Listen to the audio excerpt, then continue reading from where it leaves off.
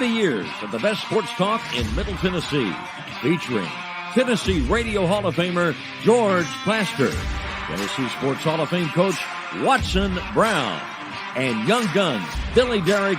And now, here's your host, George Plaster.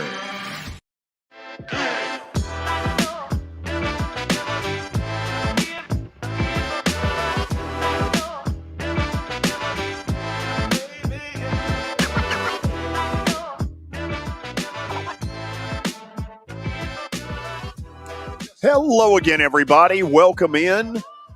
It's kind of a cloudy, cool, I guess would be the word. Maybe not cold, but kind of a raw Monday in Nashville, Tennessee, as we broadcast from the Fordyce Center in Bellevue. And we begin the show, as we do every day during football season, with Terry McCormick's Daily Titans Update. And that update is brought to you by Lori Burnett Leland. She wants to be your mortgage lady, and through the folks at USA Mortgage, that's entirely possible. So dial her up at 615-969-4350. Normally by now, Mike Vrabel would have held his press conference, but with the team traveling back from London, it'll be a little later than normal. Terry McCormick, Main Street Media, joins us. Terry, how are you? Doing good, George. How are you? Doing good. So what do you know at this point about this team injury-wise? Obviously, everybody wants to know about Ryan Tannehill. What do you know? Well, he left yesterday's game in the third quarter with that ankle injury, the same ankle that he had surgery on last year and cost him about a third of the season. He was on crutches, as you saw videos from him being interviewed as he was leaving the locker room. So he's supposed to get an MRI today, and hopefully at 3 o'clock, Mike Vrabel will give us an update and maybe let us know the extent of the damage to that ankle. Hard to believe he'd be ready a week from Sunday. They have a bye week before Atlanta comes to town. And I realize this is unfair because I'm asking you to play doctor, but would you kind of have that same belief? Yeah, I would. I would think that if it's anything like last time, it's probably at least a 3-week injury, you would think. He was in and out of the lineup, tried to come back from it once last year, and then re-injured it against the Chargers, and then ultimately had surgery and was gone for the year. So I would think that at the very least, it's going to be one game. And then you got to factor in this, George. Not only do they play the Falcons on the 29th, they've got a Thursday night game that following week at the Pittsburgh Steelers. So that would be asking him to come back and play 2 games in 4 days on this ankle. So, Terry, I guess we're doing nothing but speculating, but it seems that the Titans are going to have to put their cards out there to show us what they really believe at the quarterback position.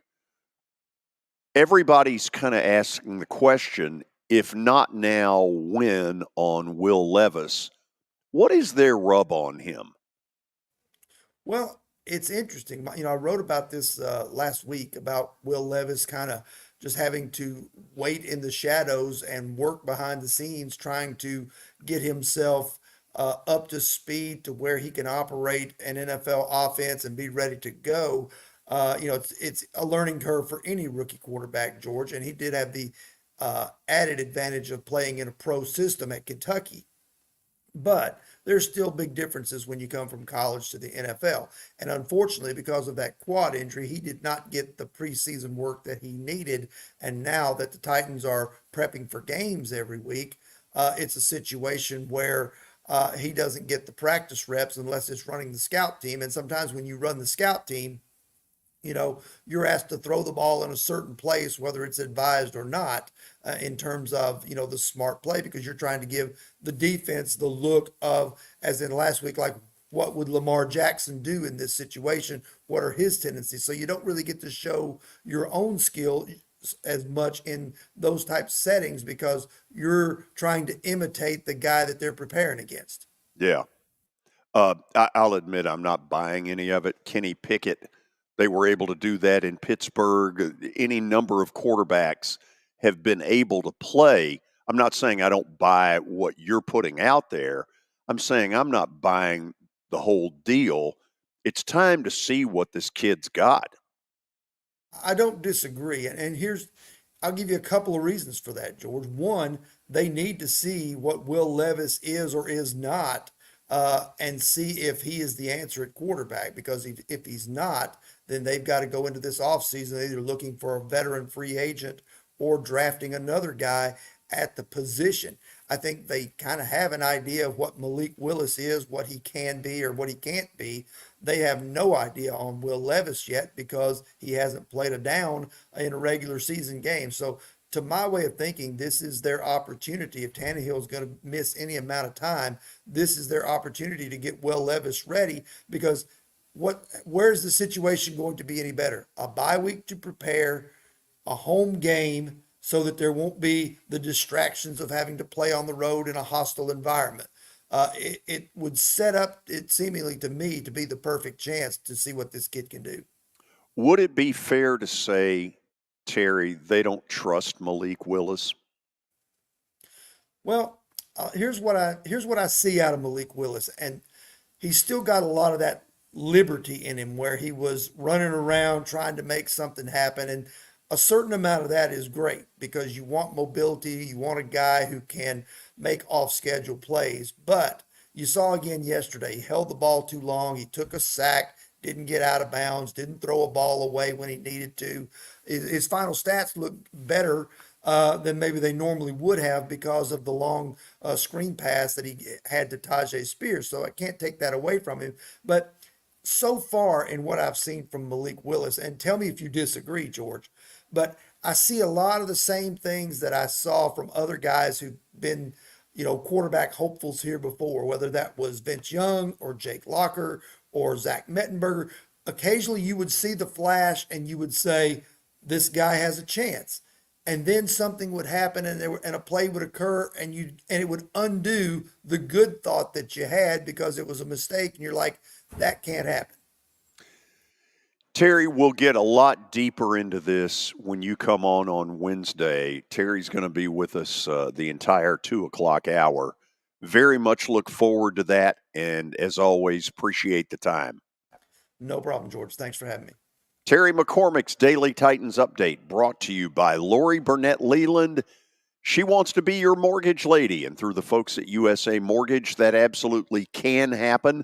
Dial her up, 615-969-4350. Let's head to Murfreesboro. Kelly Holcomb, how are you? George, I'm great. How you doing? I'm good. I'm guessing you did not go to Army. No, I did not go to Army. I did not. It was a nasty day. Now, if something would have happened to the first two quarterbacks, I would have been there because my wife is going to go, but he's still third right now. So no, we did not go. We watched the game. Yep. I couldn't believe that they did that to Army. I mean, it's hard to keep Army out of the end zone, but they did lose their first string quarterback during the first half. So played really well though. Plus, it was raining up there and it was nasty weather. So I think Big time nasty. it was all that stuff that was blowing. Yeah, it was all that stuff that was blowing through New York and all that the other day. So just kind of a dreary, nasty, kind of like today here. That's kind of Yeah. what it was. With a lot more rain up there. Correct. Billy, I know you've got a lot in the update, so let's get right to it. Let's do it. Tonight we got Cowboys-Chargers, probably the best Monday night game we've had up to this point. Cowboys are a slight favorite, so looking forward to that one. College football, the line is out for Bama and Tennessee. I've seen it. I mean, it's kind of bounced around. I've seen it at 9.5. I've seen it at 10.5. And last I checked this morning, it was back down to 8.5. So Alabama, a little over a touchdown favorite. What do you think? A little disrespect for Tennessee, but it is in Tuscaloosa, so I don't know that I'm too surprised by that. First of all, Tennessee's defense, we're going to talk about this in the 3 o'clock hour, was outstanding. Oh, my God, were they good. They're a totally different team overall. On the other hand, Josh Heupel, it looks to me, Kelly, little by little, is losing faith in Joe Milton and what plays he can call when Milton is in there. Yeah, it does seem that way, but and we'll talk to Tony tomorrow about it. But I was quite shocked that they ran the ball like they did on the front seven of Texas A&M. I thought Texas A&M would come in there and kind of shut them down. And we talked about it, making Joe Milton beat you, but they did not. They could not stop the run, and they looked really well running the ball, which I'm sure that Nick Saban and the Alabama guys are they're sweating that, because when you can run the ball like they did the other day against Texas A&M, and I think their front's probably better than Alabama's now. Alabama's getting better. It seems like they're getting better each week, but the game is in Tuscaloosa. But if they can run the ball like that, they've got a fighter's chance now. And Alabama's given up a lot of sacks to Milroe. Tennessee, on the other hand, has gotten to the quarterback, every quarterback they've faced. So a little early thing to watch. This is going to be fun. This is going to be a great matchup.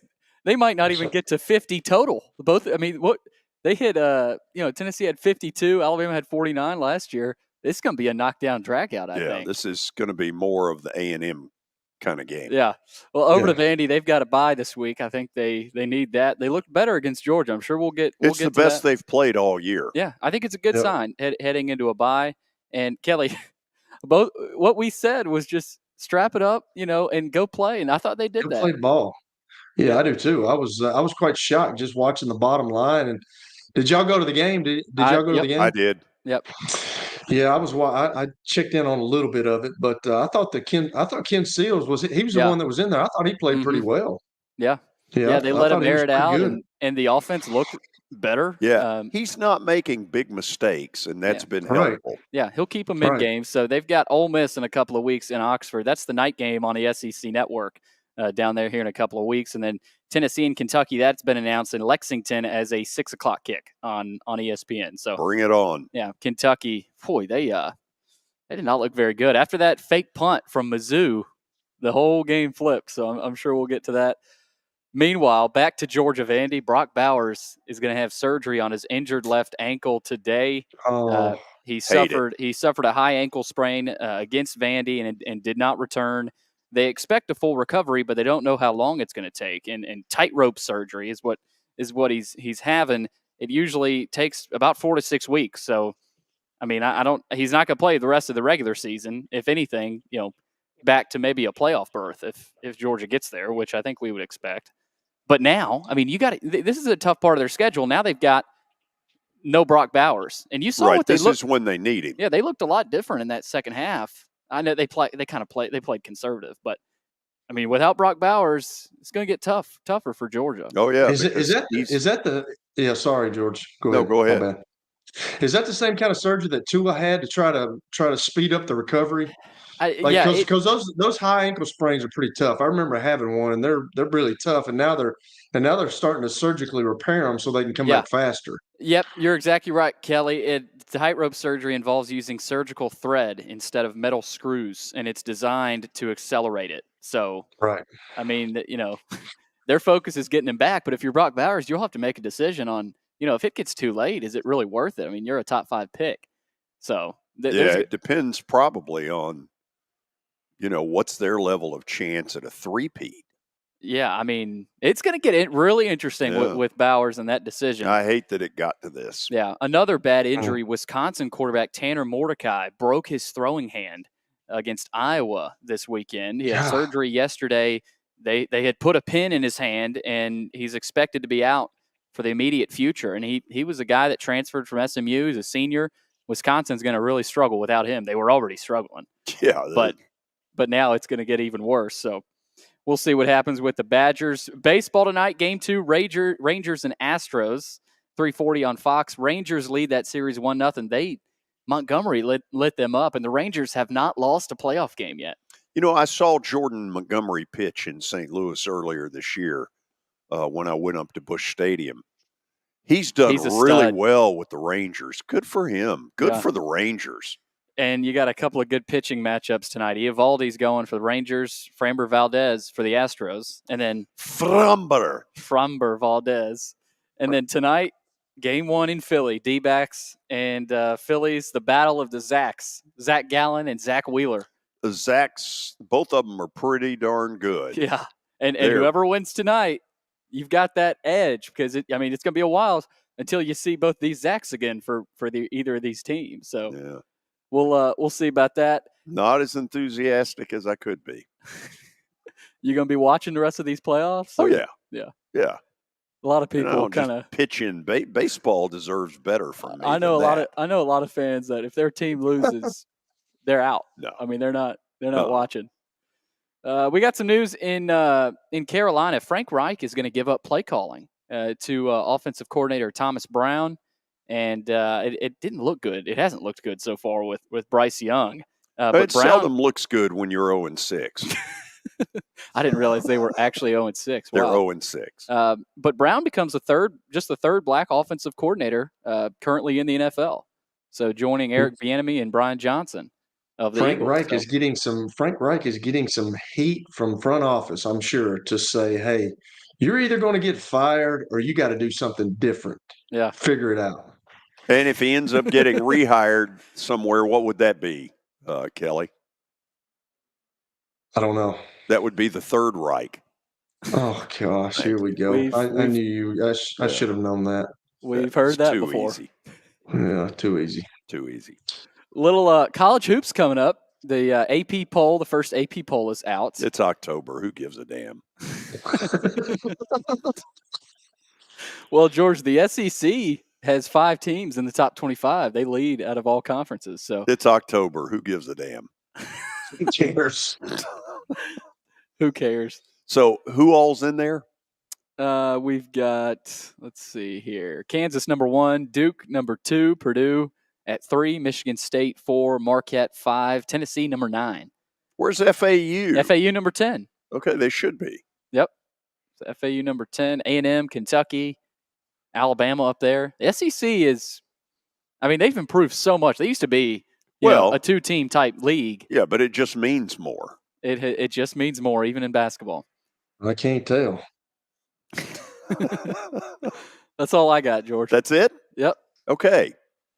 So I think we've got what is going to be a very interesting Titans analysis with both Watson, Brown, and Kelly.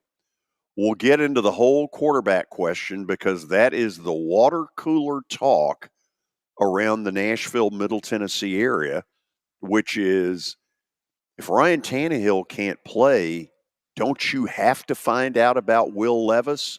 We'll ask that question and more when we come back.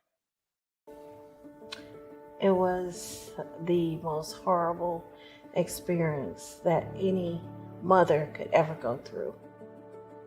I knew that I needed to get help. My friend, she immediately said, you need to call Bart Durham.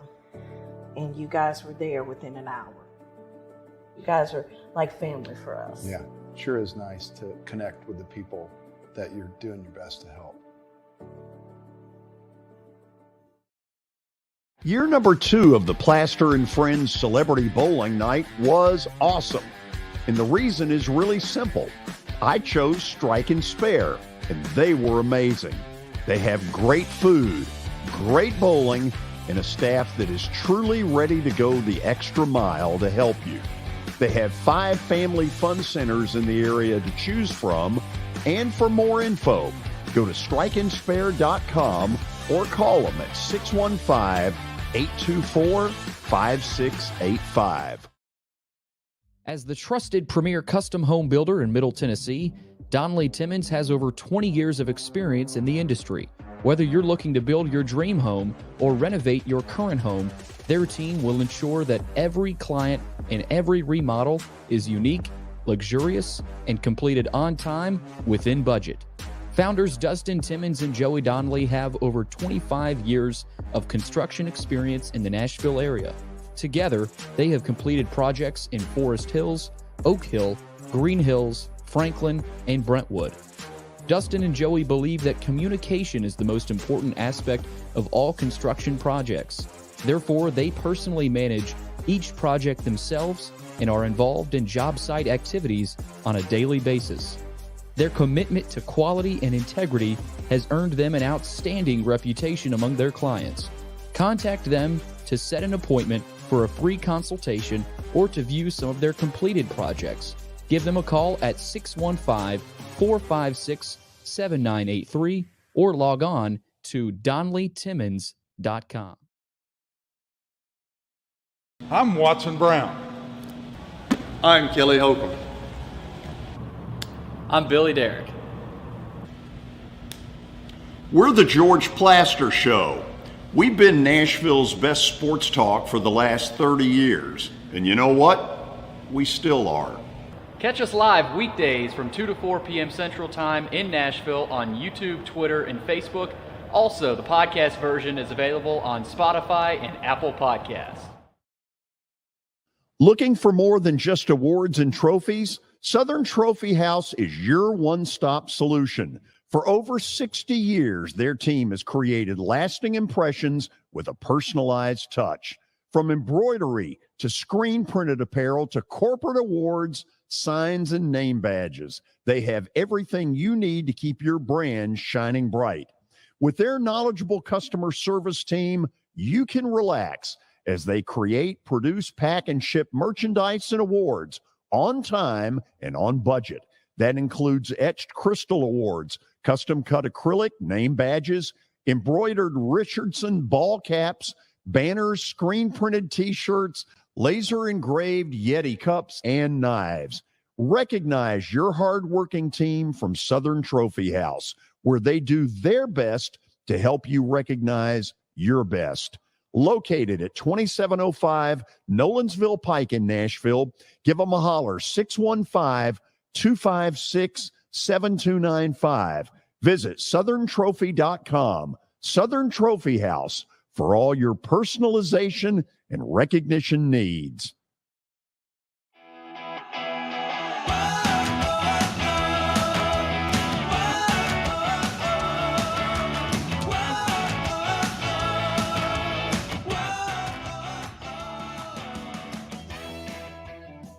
Okay, this is going to be a very interesting session as we call it Watson Brown's Titans Analysis. Kelly Holcomb will be in the middle of this as well. Watson, how you doing? I don't know why this keeps happening, George. Well, I got a big clue.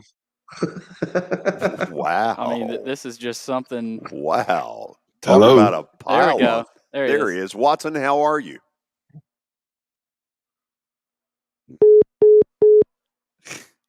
He just hung up. Billy. He got tired what? of us, didn't he? Can we just get it the first time, Billy? This is just one of those things, man. I don't Ma know. Bell. Hey, There we go. Hello, Watson Brown. Hey. How are you?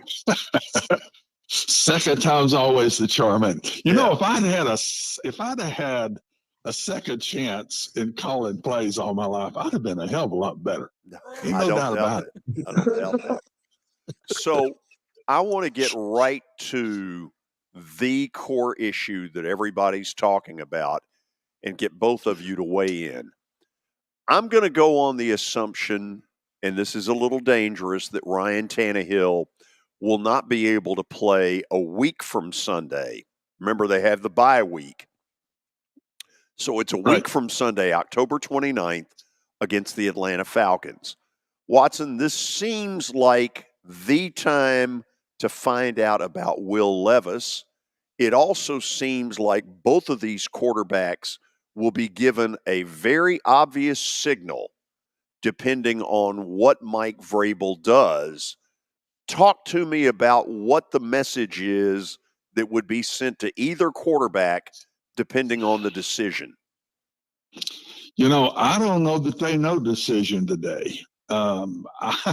I think the next 2 weeks will be critical, and I think they'll both get worked because Ryan sprained it pretty good. I think this is the worst sprain he's had personally. I watched him try to keep playing. If you remember last year, this happened, and he kept playing in a game, and he made it through the game. I don't remember if we won or lost it, but he finished the game, and I knew he could not this one. He couldn't even get under the center and turn around and hand it to Derek. And so this one I think is more than 2 weeks.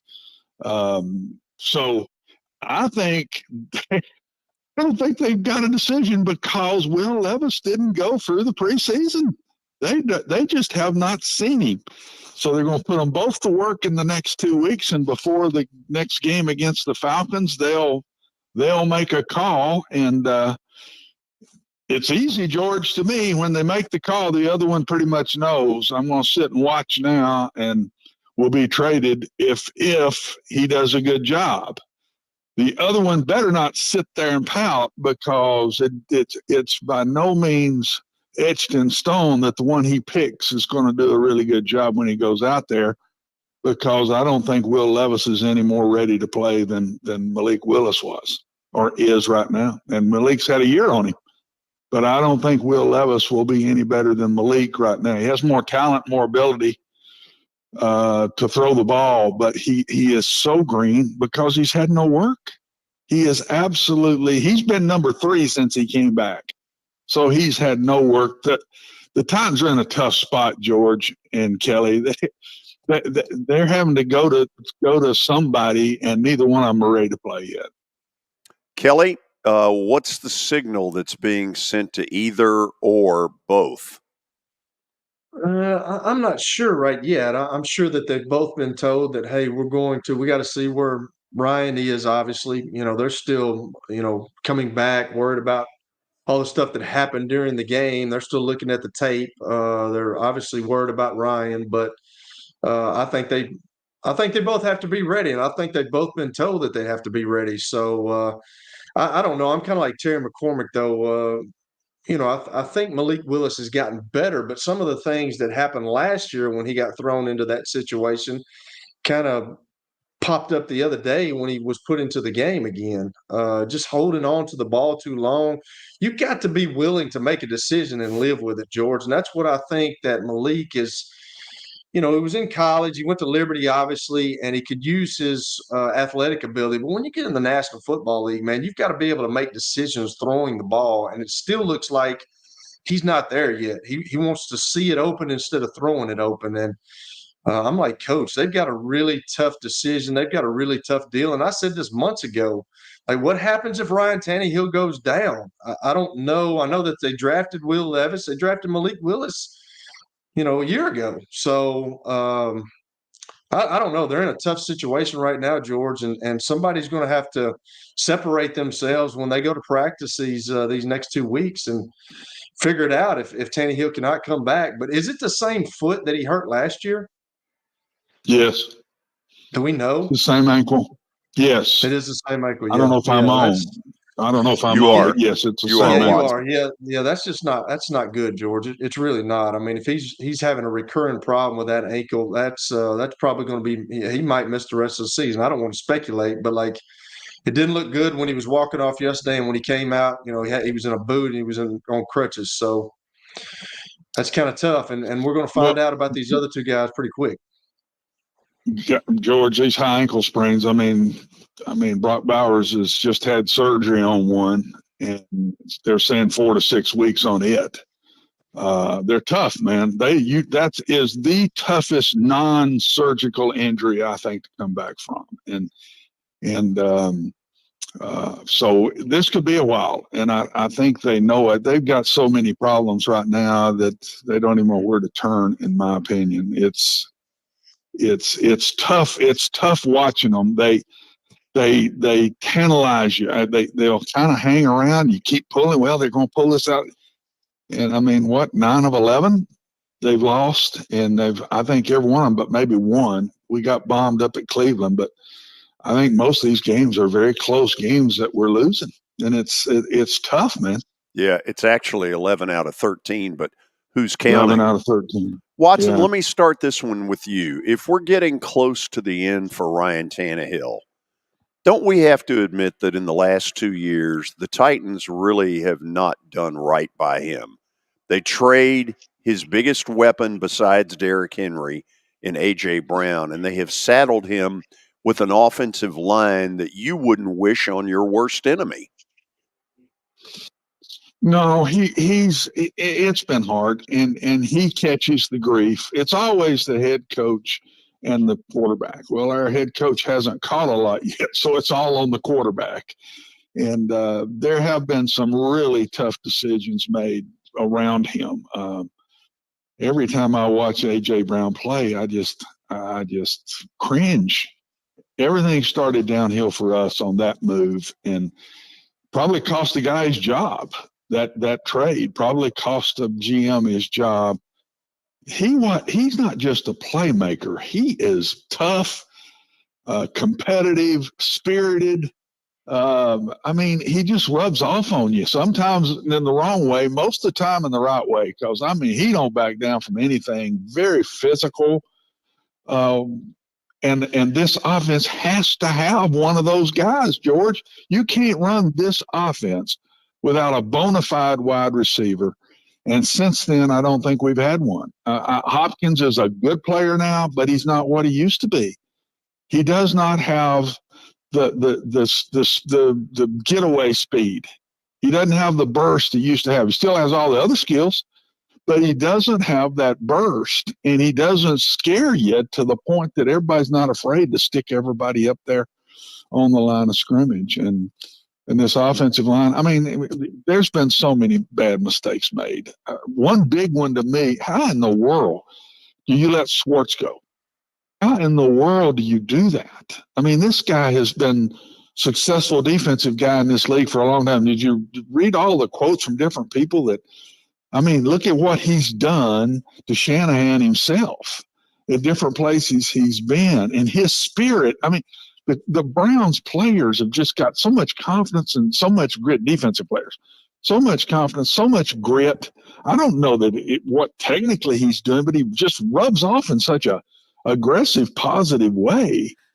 And I think our defense is kind of missing that right now. We're good, but we're not great. And we're not as good as we were last year right now. And I think he's a big piece of that, in my personal opinion. So there's another big loss. We just paid $29 million to a guy we bench after 6 games. $29 million to a tackle we bench after 6 games. I mean, we've just made some poor decisions around Ryan. And as he's gotten older here, I think he's the one that's paid for it, because he's the one that's caught the most grief. Kelly, take this wherever you want. Well, I just, when he was talking about A.J. Brown, I don't understand how you make that decision, George. Like, what I would have give him the keys to the city. I would have given him everything. I mean, I think Coach is right. When you watch him play, of course, he's on a team that is really unbelievable. They let one get away from him yesterday because Jalen Hurts, the Jets were pressuring him, and that's what happens. Even to a Jalen Hurts, when you start pressuring him, he starts seeing ghosts and he starts backing up in the pocket. And, but I just don't understand how the Titans came to that conclusion to let A.J. Brown go, man. That guy has been since they've been like one of the best. I think he is the best, probably since they've been here in Tennessee. And he just makes plays. He carries himself differently. He's got confidence in himself.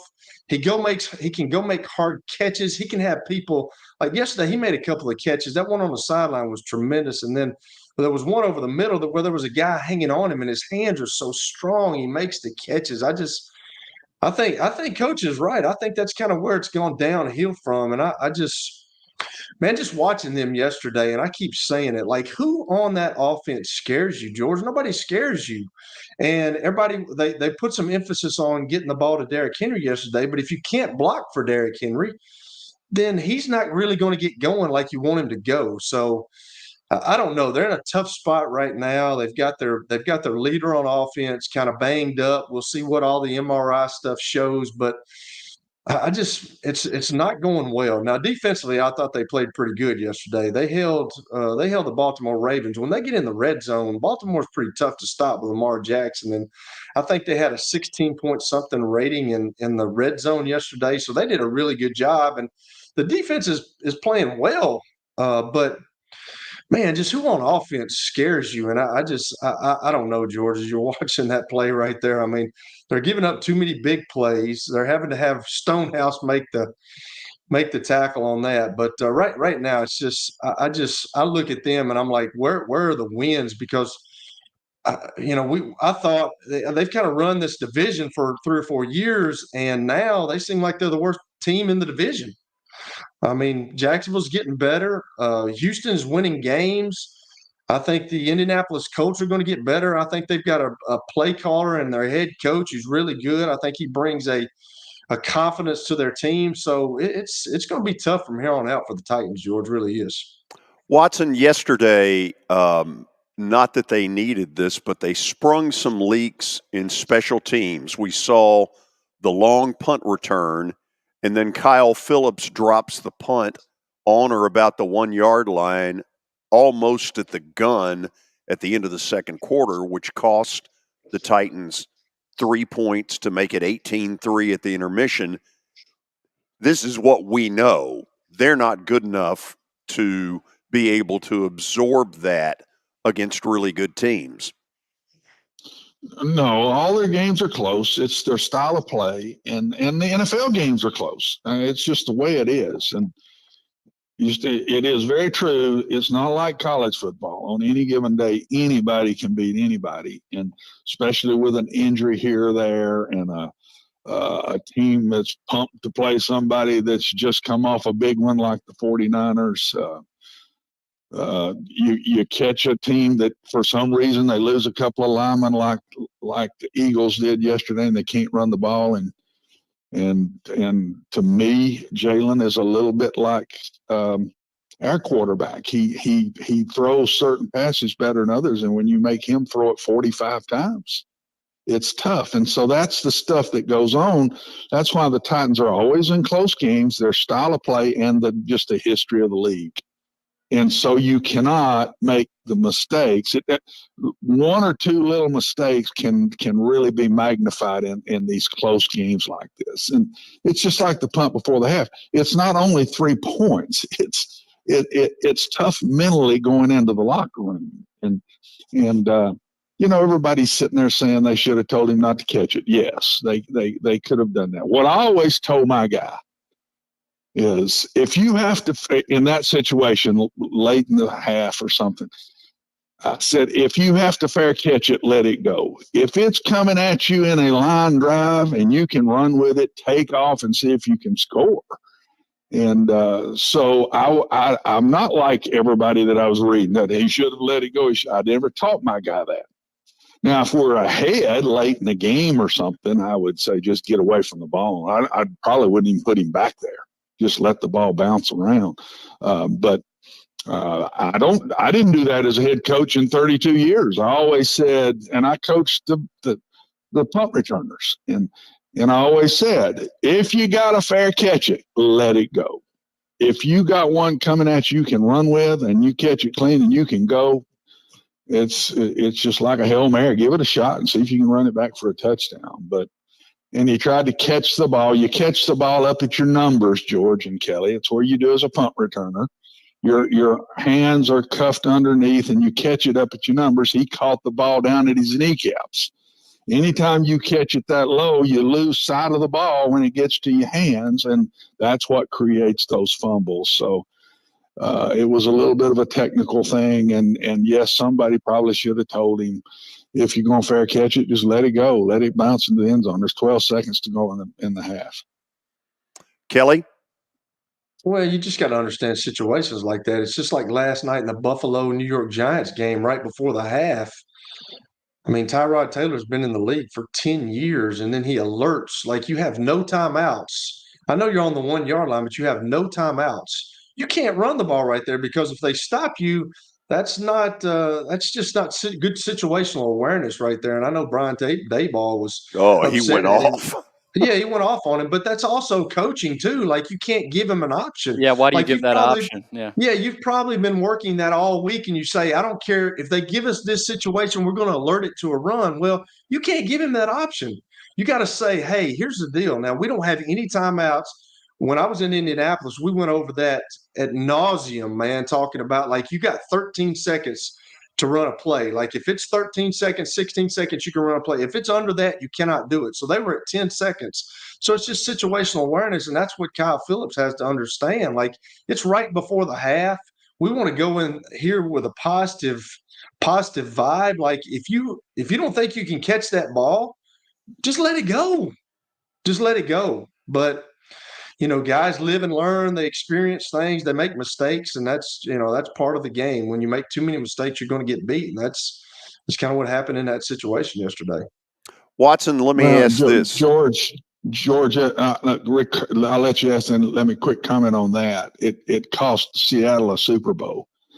I've never been big on these alerts inside the 5-yard line. I mean, you're going to get 6, 7 on the line of scrimmage, 8, and play man. I mean, they're not. Now, if it's on the 8 or something, that's different. Well, you get inside the 5, for God's sakes, run or throw it. Either line up in sets and run right over them and score, or throw it over the top of them. But get rid of those danged alerts that close to the goal line. It cost the Seahawks a Super Bowl. Watson, first of all, would you be willing to stick around for one more segment? Because Sure. I want, if we can, I want to ask you one thing before we go to the break. This has been ringing in my ears now for about a week. You said it a week ago, and I had kind of thought it. You said Harold Landry is not anywhere near the player he was before the injury. What do you think's going on there? I just don't think he's recovered from that knee injury yet. It may just be time. It just may be time. He did not work much in camp, and that ought to have been a red flag to us right there, that it's just a little bit early to bring him back. And I think he's tougher than nails, and he's out there playing, but he just don't have his quickness back yet, George. And I'm not saying he won't get it back, but we don't have the Harold Landry of old. And I don't think our defensive front has been near as dominant in the last few weeks. I mean, they go into half with 275 yards of offense. 275 yards, we had 66. And so we're just not as dominant in the front, which exposes us behind us. And Tierra Tart will help, and he'll be back. I read where it's a turf toe, so it'll be about time for him to come back from that. But Harold is fighting it. I just don't see the quickness that I've seen. And I think Simmons is playing a little bit hurt too. I think he's frustrated, and I think he's playing a little bit injured. And Key was a good addition, but the defensive front has not been as dominant in these first 6 games. If we're going to come back and start winning some of these close games, that piece has to start really coming back. After the break, we will ask the question. Stay tuned. Forget the fact that Sir Speedy Music City is owned by my BGA classmate James Warren. Their work stands on its own merit. James and his staff do incredible work, as evidenced by the huge banners at the Plaster and Friends Celebrity Bowling Night. If you're looking for quality to help your marketing and business communications, and you want it at a reasonable price, these are your folks. Call them at 615-832-9511 or go to print at sirspeedymusiccity.com. And be sure to tell them Plaz sent you.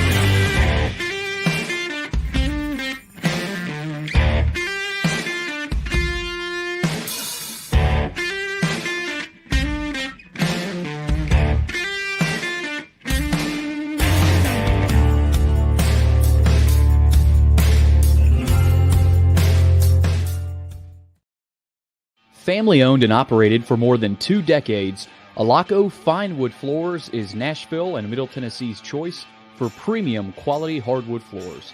Since 1995, Jimmy Alaco and his army of employees have embodied the approach of taking pride in one's craft and providing superior customer service, growing from a one-man shop to a team of 23 professionals who share the founder's passion for quality craftsmanship and customer satisfaction.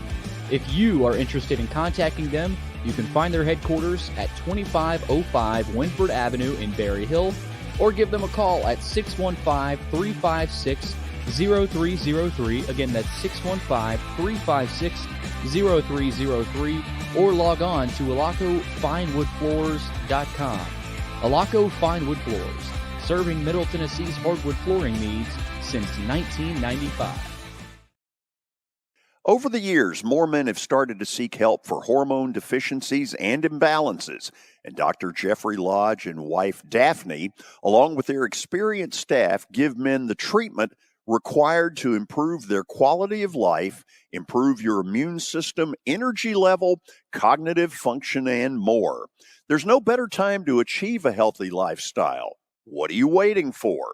Give Cool Springs MD a call today for an appointment at 615-486-3458, or visit the website coolspringsmd.com.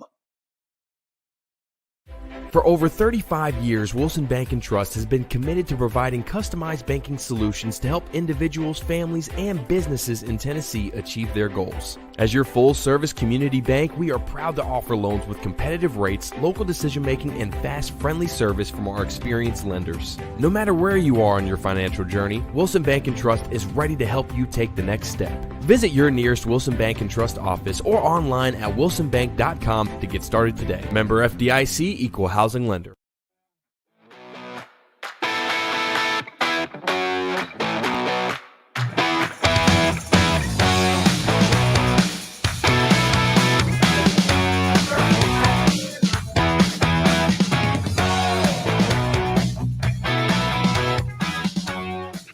Watson Brown's Titans Analysis, brought to you by the folks at Pilkerton Realtors, full-service residential real estate brokerage serving clients in the emerging, established, and luxury neighborhoods in Middle Tennessee. Okay, up front, I want to make it clear, I've always thought Mike Vrabel is a pretty darn good coach on game day. No question that his teams play hard for him. However, his team has lost 11 of its last 13, and no coach in the NFL would be catching as little criticism as Vrabel has during the last year and a half. Watson, I'll start with you. Is it time for the heat to start being turned up on Mike Vrabel? I think it's time for everything to be analyzed in a very close way, George. And I don't see a coaching issue. Only time I've ever really felt that a little bit was offensively, and I haven't felt that this year. I felt like Kelly has done a solid job, but you got to analyze everything because they're not fun to watch. They're not fun to watch. Their games are close. Their players play hard. But it's just not fun to watch, and they're not winning. And so, yes, you got to look at everything. I personally don't think they're as talented as they need to be. Now, was Mike a major part of that? Only the owner of the Titans know that. They let a GM go, and I see why. Because they're not as talented as they need to be. That's what I see as the biggest issue. I don't see enough talent, and just don't see how you're at a spot now where you've got the best running back in the league, if not in the top two. And how do you not go out and make sure you have an offensive line for that guy? How in the world do you do that? And they haven't. They have not been able to fix that at all since that really good line. What was it, Billy, 2-3 years ago? Yep. Since then, very, very average to even close to poor in the offensive line, and they can't pass protect the leg. And I don't see. You've got to have a receiver like an A.J. Brown to go with that style of offense. You got to have one. If you don't, Kelly's right. I mean, if there's no respect out there, why would you not crowd the fool out of him and say, yeah, he might catch one, but he's going to be covered the next 6 or 7 in a row. So why go do that? And I haven't seen a team lay it down but once. I did not think they played very hard at Cleveland. But and those 13, and I've watched all 13 of them, George, because we analyze them on every Monday. So I watch them close, and I've only seen that team one time not lay it on the line. Even in London, they looked awful in that first half. I mean, it was embarrassing. Honestly, the score should have been worse if the Ravens had not tried to run it over the Titans, which you can't do that. Sooner or later, these coaches are going to learn. You ain't going to run it down our throats down close to the goal line. It ain't going to happen. So throw the ball down there some, and or put that great quarterback's legs on the flanks a little bit with the ball and try to score and quit kicking field goals. But they got to be analyzed close, George, close to me, George and Kelly. I'm not saying it's Mike. I don't know enough on the inside. All I can do is watch him coach. I think his teams play hard, and the only negative I've had with coaching has been a little bit on the offensive side of the ball in the last couple of years. Kelly, they no question are paying for the sins of first-round draft picks like Isaiah Wilson, Caleb Farley. To be honest, Treylon Burks up till now has been a bust. Phillips.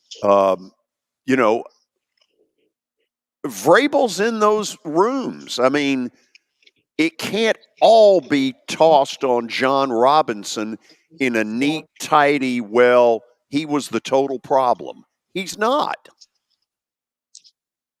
No, I was in a situation when I was in Cleveland like that, where the coach came from college and didn't realize you only got 53 guys on the roster, and they've upped the practice squad guys a little bit, but you got 53 guys. You can't make many mistakes, George. And when you start making blunders in the draft, that's why you gotta have people that know what they're doing about guys. And when you have those blunders in the draft, it can set you behind. If you don't have a guy as your quarterback, I mean, you look at the teams now in the National Football League who's winning, they've got a really good quarterback. And man, I'm not saying that Tannehill, but he's getting older and he's having injury problems. And it seems like that this is the way that Mike Vrabel. I'm with Coach. I mean, it's very hard to watch. I can't. It's almost where I can't watch it. And that's the style. That's the style that he wants to play. He wants to keep everything close. He wants to be able to run the ball, throw play action, but he can't run the ball right now. Their offensive line is just not very good, and it's just I don't know, George. It's hard to watch. I think that they'll probably give him some more time with the new GM. But I don't know. It looks very dreary to me because everybody in the league in the AFC South is getting better, and they've got a guy that they think, obviously C.J. Stroud's coming along. He's still a rookie, but he's making plays. He's winning some games. Trevor Lawrence has got his coach now, and Doug Peterson, who he's made a significant. He wasn't doing very well, and then he's made a significant upturn to doing like reading defenses, understanding, starting to play like a pro quarterback.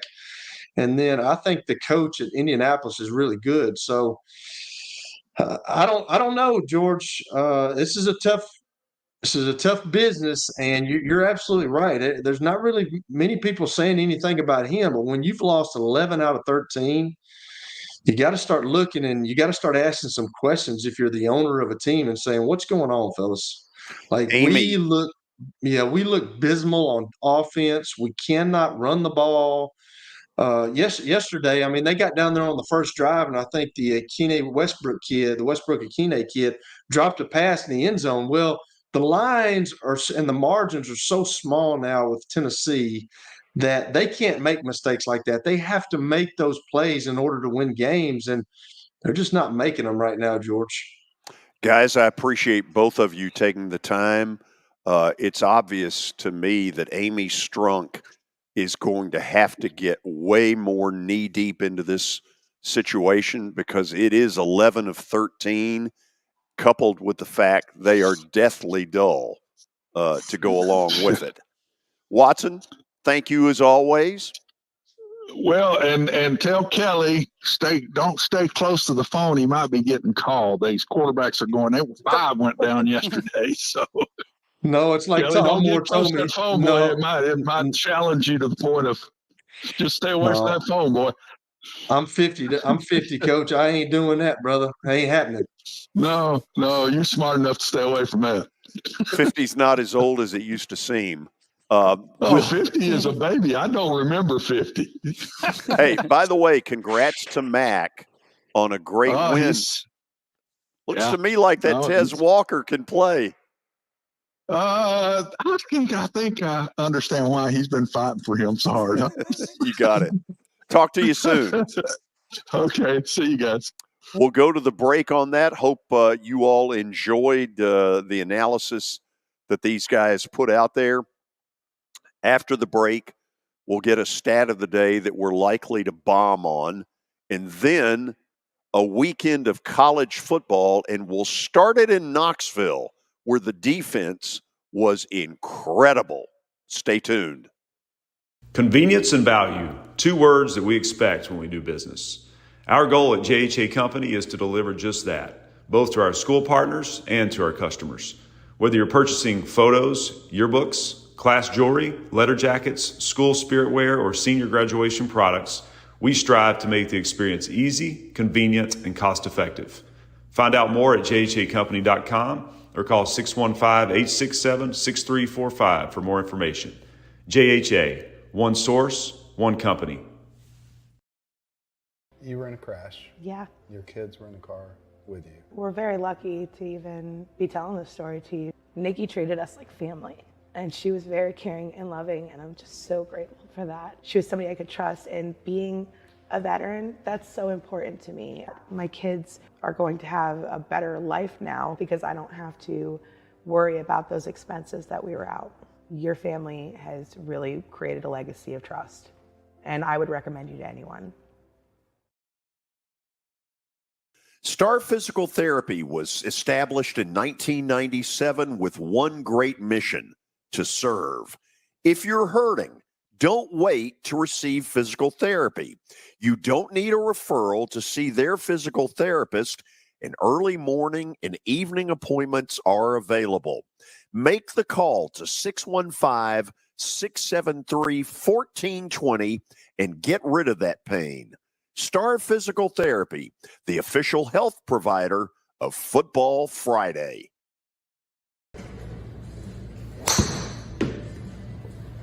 So who said I can't be a golfer? Well, you know what? This is X Golf, located just down the road from the Fordyce Center in Bellevue. This is fun. It'll improve your golf game, and you need to stop in and check it out. 8138 Sawyer Brown Road, and who knows, I may get to 200 before it's all over. All right, I'm here with my buddy Chip Ward from Lincoln Home Loans. And Chip, it's football season, and it feels like it's moving season every time of the year, especially here in Nashville. Tell us about your business, Chip, and kind of introduce people to who you are and what you do here in the Nashville area. Well, you're exactly right, Billy. It is definitely moving season, as it is most times, especially right here after Labor Day. Kids are back in school, and people are starting to think they want to get settled in before the holidays. And so what we are doing is right now we are getting a lot of people pre-approved for home loans. Inventory has ticked up a little bit. You know, it has been down, but it's rebounding a little bit. And right now is a good time to buy. Chip, real quick before I let you go, tell people how they can reach you. And if someone is interested in your business, how would they reach out to you? Well, sure. At Lincoln Home Loans, you can reach me at 615-500-7579. My URL for my application page is chipward.net, and my email address is simply chip@chipward.net. And so I'd love to hear from anybody. I can answer any questions about the whole home buying and financing process.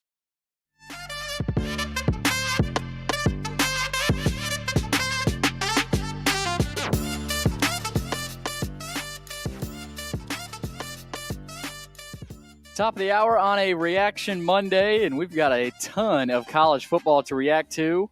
We're about to do that, but first stat of the day brought to you by John English Antique Sports and Cards. You can find them out in Shelbyville, 204 East Depot Street. They're open during the week, Tuesday through Friday, from noon to 5, and Saturdays from 10 a.m. to 5. Give them a call, 931-492-4304. All right, let's see what Matthew's got cooked up for today. Jalen Hurts had his 12th career game with a passing touchdown and a rushing touchdown, tying Mike Vick for third most in Eagles history. Who are the other two former Eagles quarterbacks still in front of him on that list? Randall Cunningham's one of them. Would with a pass and rush TD. Mike Vick the third most in Eagles. Okay.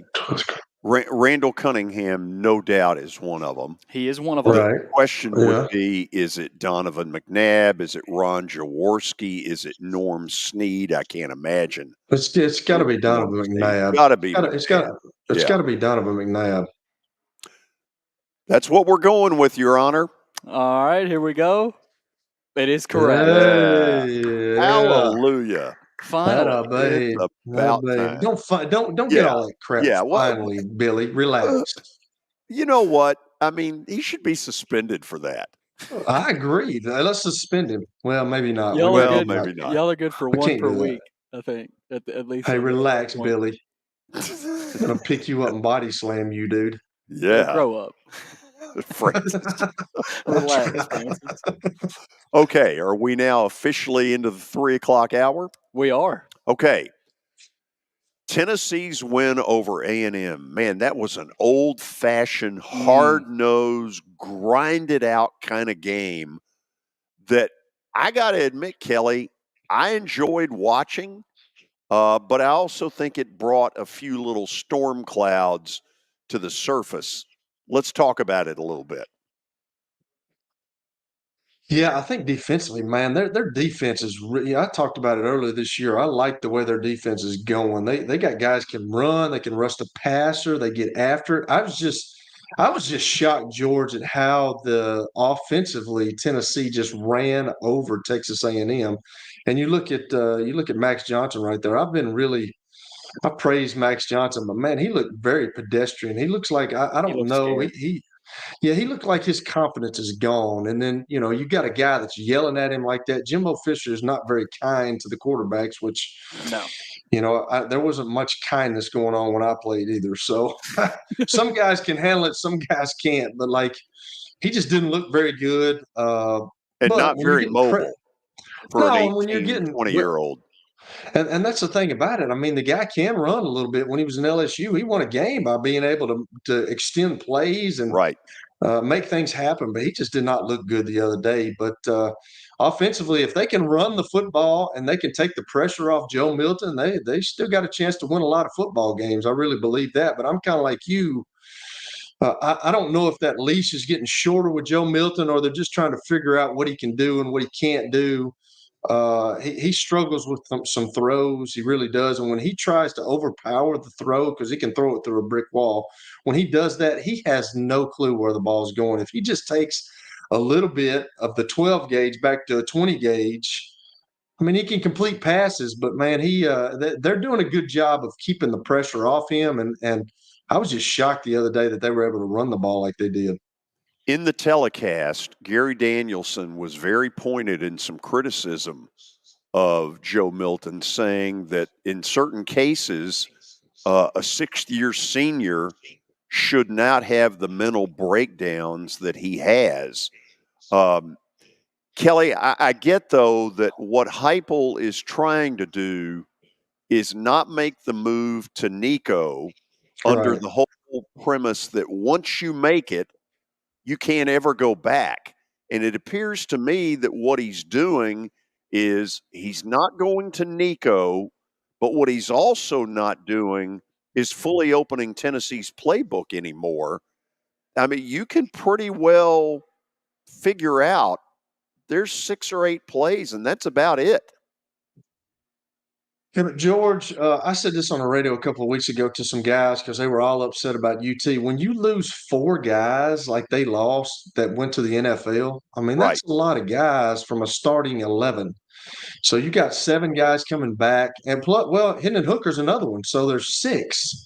So you're going with a new quarterback. That was a lot of guys. Like Hendon Hooker took on a persona by himself, and he actually elevated his game to what Josh Heupel wants in a quarterback. And he had some guys to throw it to, in the Cedric Tillman and Jalen Hyatt kid who can run. And I just, Brew McCoy's out now. He was kind of the physical guy, kind of the energetic guy of that receiver group. They've got Squirrel White, obviously, that they can get the ball to. But, who were the guys that replaced those guys? And those are some tough guys to replace. And especially at the quarterback position, all the SEC's going through that this year. Everybody seems like they're replacing quarterbacks, and it's been a tough year. And I don't know. I don't think he wants to do the Nico thing. I think he wants to give him another year if he can. I think they're trying to, have the kid gloves with Joe Milton. And if they can win games with him, not having to be a superstar, which I'm not sure he's that guy. If they can win games, I think Josh Heupel is okay with that. Okay. Now, see if you buy this. The defense that I saw Saturday against A&M is good enough to beat Alabama. Yes, absolutely. The offense that I saw Saturday, no way. If Milton plays like that, Alabama wins. Possibly, but if they're able to run the ball like they did against Texas A&M, they're going to be in that game. I can promise you that. And with Alabama's woes on offense, it looked like Alabama was starting to get better, and it looked like they kind of slid backwards. Although, if you go back through the years, they don't ever play Arkansas very good. I can remember when I think it might have even been before Jalen Hurts or somebody, I can't remember, but they went down to Arkansas and Fayetteville, and they almost got beat. And won 14-13. Yes, that's when it was. Yes. So they just have never, I don't know what it is. There's certain teams that for some reason each year you just can't get up for. You try your best as a coach to try to mentally prepare, and you always go in doing the same stuff. But for some reason, it just never gets to the kids. And it seems like that Alabama has a struggle with Arkansas for some reason. But I will say this. I think defensively they match up really well with Alabama's offense because Jalen Milroe gets sacked a bunch, and he can move around and do some things, but man, he holds on to the ball a long time, and I think that means that UT can get home, and this could be a low-scoring deal, and whoever makes the smallest mistakes wins the game. So I think if they can run the football, if they can possess the football a little bit, I think they'll have a chance of beating Alabama. Now, it's going to be tough in Tuscaloosa, which Texas A&M found that out. Everybody thought that Texas A&M would probably beat them down there, and it just didn't happen. And Jalen Milroe, they made Jalen Milroe beat them that game, and guess what? He did. So I'm just not sure, getting back to UT, and we talked about it last week, George, like I'm not a coach, obviously, anymore, but I'm going to make Joe Milton beat me. And Texas A&M didn't do that. They really didn't. They couldn't handle UT's run game, which is quite shocking to me. So I think this is a pretty evenly matched game going into Alabama. It's probably that way last year, and UT came out on the better half of that at home. They're going down to Tuscaloosa, where it's been a long time since they've won a game. So I think it'll be tough, but I think they'll be able to hang with them. If they can keep it close in the fourth quarter, and if they're running football, they got a shot to beat Alabama a second year in a row. Let's go to Georgia. We got a new development that nobody wanted to see, and that is the injury to this guy.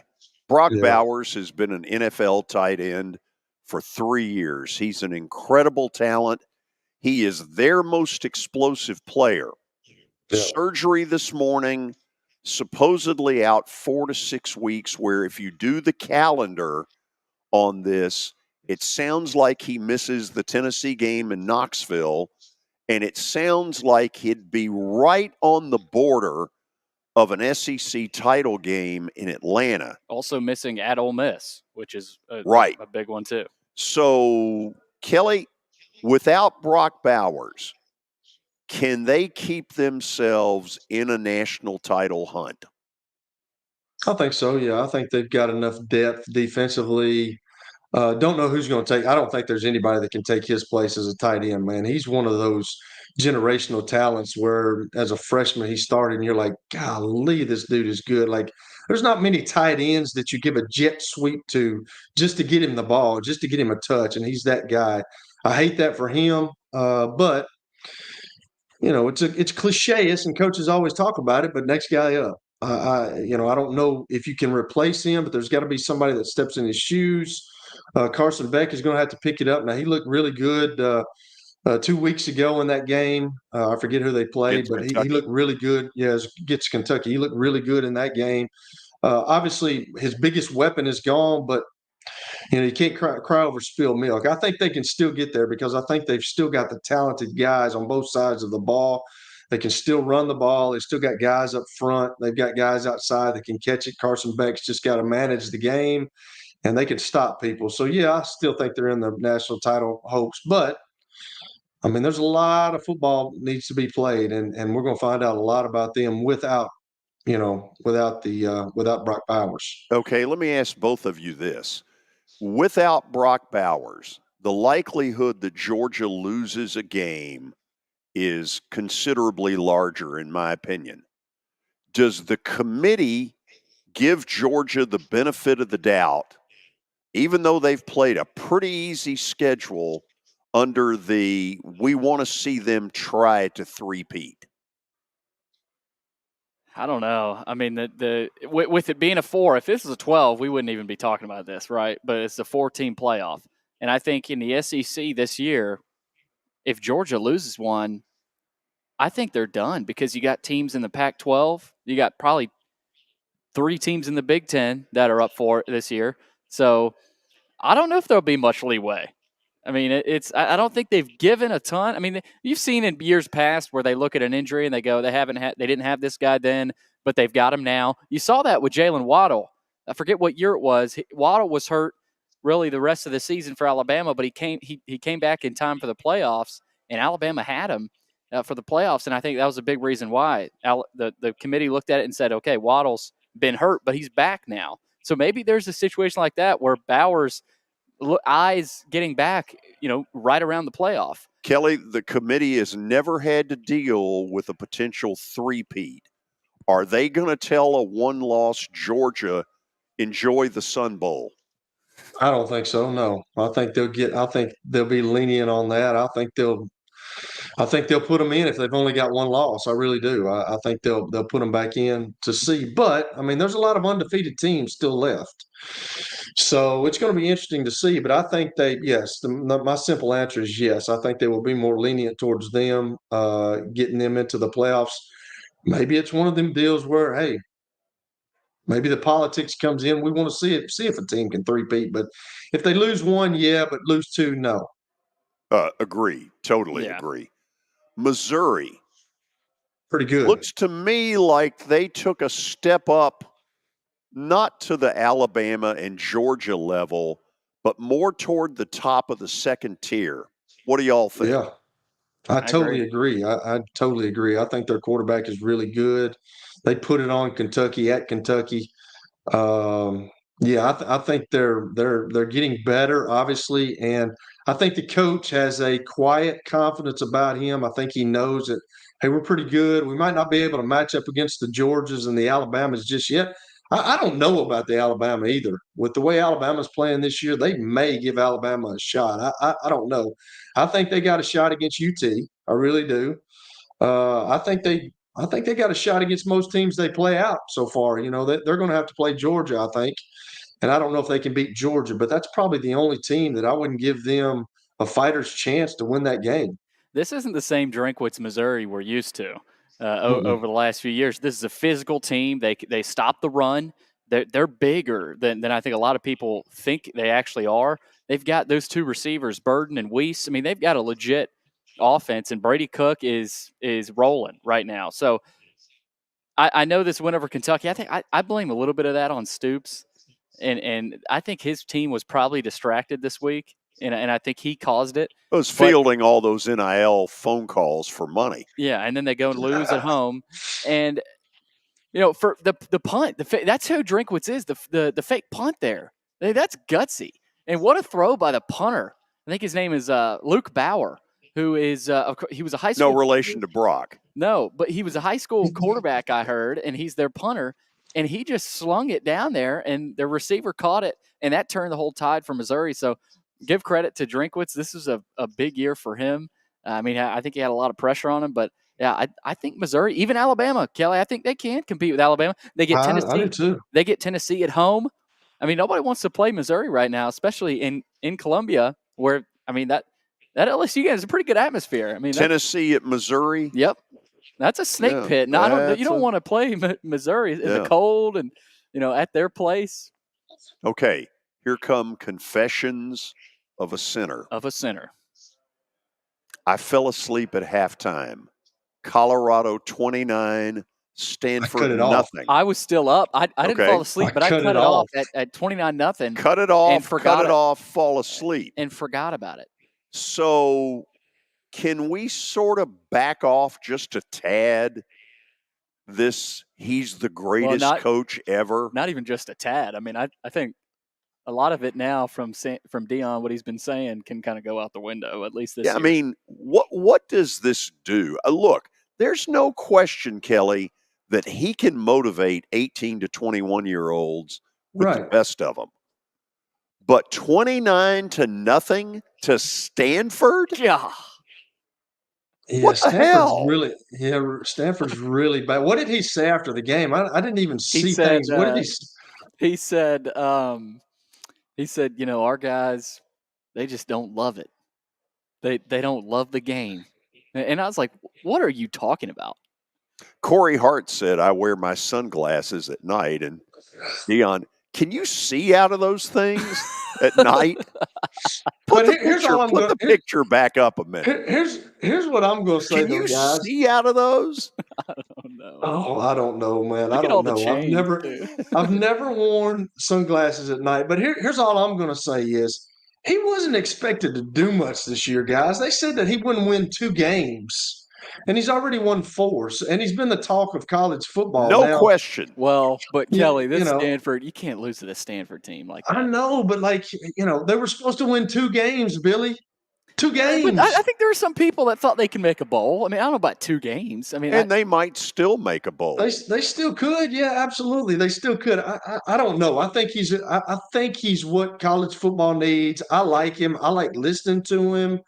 I think he can motivate kids. I think he's got a good coaching staff. He's got guys that have been around for a while now. The defense coordinator was at Alabama. He's at Florida State. He's a good, he understands football. So he's got some good coaches around him, and they coach those kids hard. But you can't. I mean, it's hard when you're up 29-0 to lose a game, and they lost a game. Now, can he get those kids back up and to win a couple of games so they can at least be bowl eligible in their first year? And it's going to be interesting to see if he can do that, and then what he can do next year. I think that's kind of the litmus test of what Deion can do.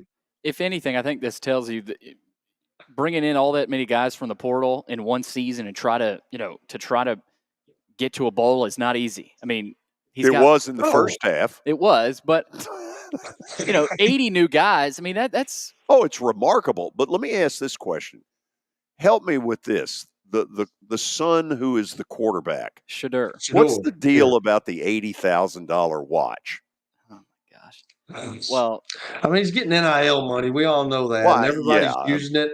Everybody's using it after the game because he was on Twitter one time talking about this when they were on their winning streak. And, everybody's that's why I wish he would just allow his dad to talk and he go out and play football, because that's what Deion's known for. He's good at it. He takes all the pressure off his kids by him talking. Just go play football.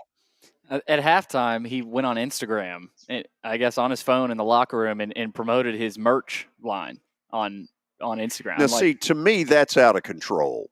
Yeah. Your only focus during those 3 hours should be the football game. If you've got a merchandise your NIL deal at halftime, then something's wrong. Yeah, they looked like a team sort of out of control.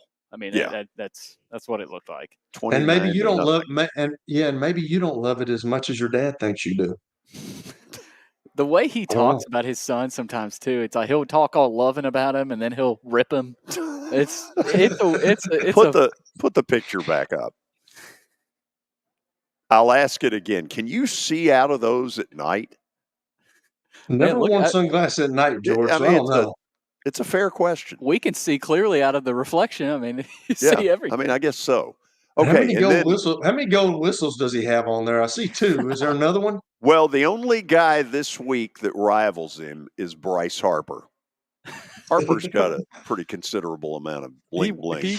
He wears more clothing and chains worth. That's my paycheck is worth. Ooh, sorry. Last thing. Can we get off the Southern Cal to win the national title? Notre Dame took them behind the woodshed and beat the ever-living snot out of them. Yeah. And I kind of liked it. I kind of liked it myself. And Notre Dame was 3 for 10 on third downs. They had 250 yards of total offense, I think, and they had a kick return for a touchdown. They had a fumble return for a touchdown. I mean, this was all Caleb Williams and USC just not really showing up. Yeah. The biggest difference on Notre Dame's team is Al Golden. I mean, he's got that defense playing really good. That's a really good defense. Yeah, really good. They get after the quarterback and they can rush the passer. And that dude right there is a really good player. I don't like some of his shenanigans that he does. It's kind of like Shador. I don't like some of those shenanigans, but I mean, the guy can play. But he was the other night, they were getting pressure on him. And he found out can't just throw the ball up in the air because there's other guys that can get it other than my guys. No, a lot of times with Caleb Williams, I saw this with one of his interceptions where he makes sort of a Mahomes throw, and he's like, I'll get him next possession, just kind of a lazy, but it ended up costing him. He ended up doing that 3 times. Oh, absolutely. Yeah. After the break, Kelly's top 4 that we actually – top 6. Yeah. We've expanded. Okay. Am I on there? Oh, you're on now. Yeah. You sort of cut off a button there, my didn't bad. you? Kelly, what do we do about that? I don't know, man. That's up to you. You're the producer, man. Like, what are we doing? You're the head man in charge. Like, I say we suspend him. Yeah, well, okay. If you're going to suspend him, you better have somebody that can step into his role, George. Well, we don't have that. Problem. That's a problem right now, and I think Billy knows that. After the break, we'll get the top 4 plus 2. We'll get 6 this week of where Kelly thinks it all stands.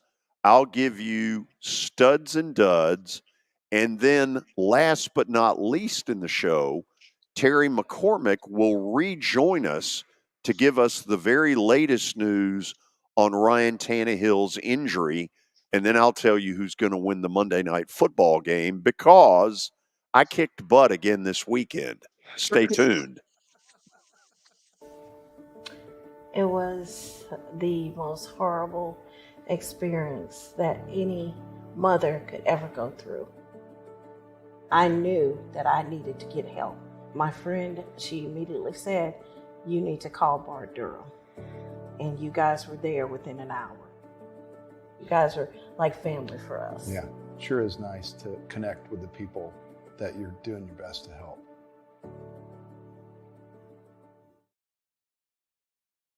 Year number 2 of the Plaster and Friends Celebrity Bowling Night was awesome.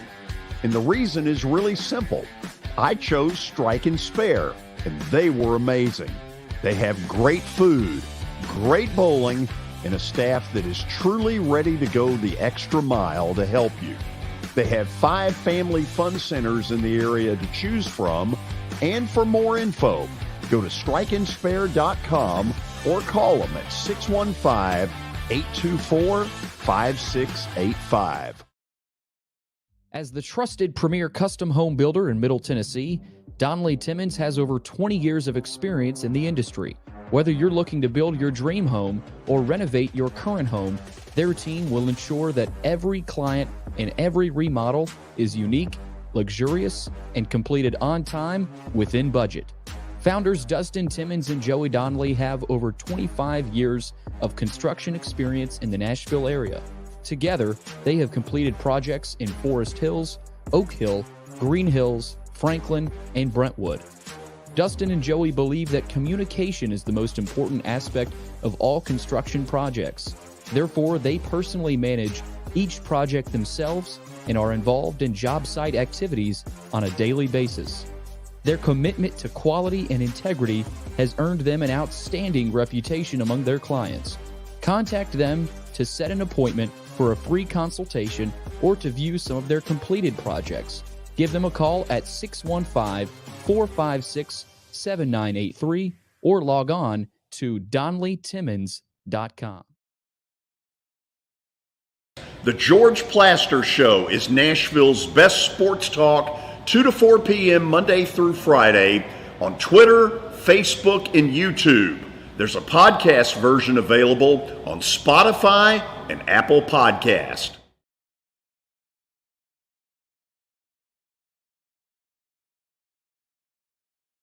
Looking for more than just awards and trophies? Southern Trophy House is your one-stop solution. For over 60 years, their team has created lasting impressions with a personalized touch. From embroidery to screen-printed apparel to corporate awards, signs, and name badges, they have everything you need to keep your brand shining bright. With their knowledgeable customer service team, you can relax as they create, produce, pack, and ship merchandise and awards on time and on budget. That includes etched crystal awards, custom-cut acrylic, name badges, embroidered Richardson ball caps, banners, screen-printed T-shirts, laser-engraved Yeti cups, and knives. Recognize your hard-working team from Southern Trophy House, where they do their best to help you recognize your best. Located at 2705 Nolensville Pike in Nashville, give them a holler, 615-256-7295. Visit southerntrophy.com. Southern Trophy House, for all your personalization and recognition needs.